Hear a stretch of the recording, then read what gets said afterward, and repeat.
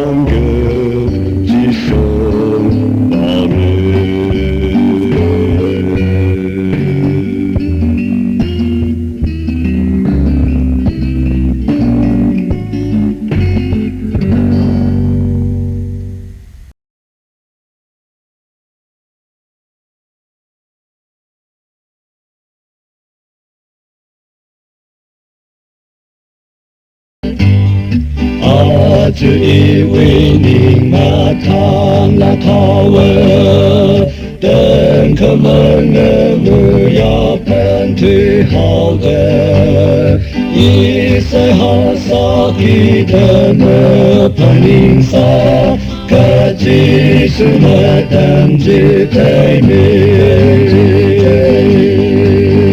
即是为人可米呢。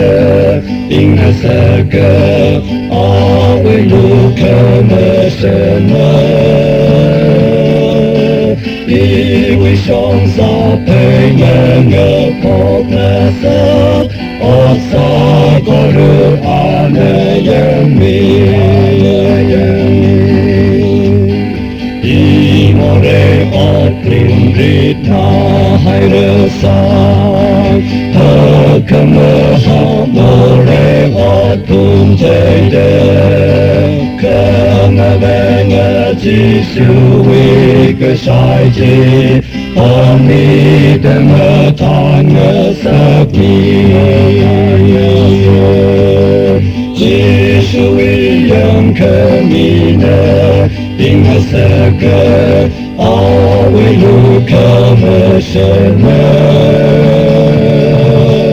因为上沙配那个破那色，我赛个路阿那样米，我对以为你啷个说，我来听那一里的那个色。我对另个朋友红色的歌，只是那一里怕对你，只是为人可你的，并了三个，怕为有可么什么？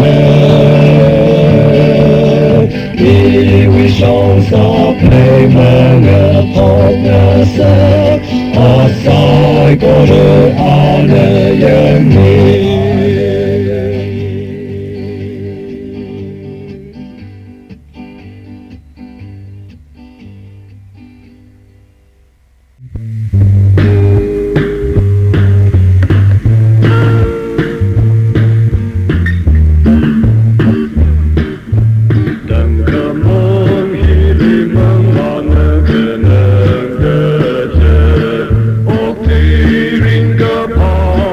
可以。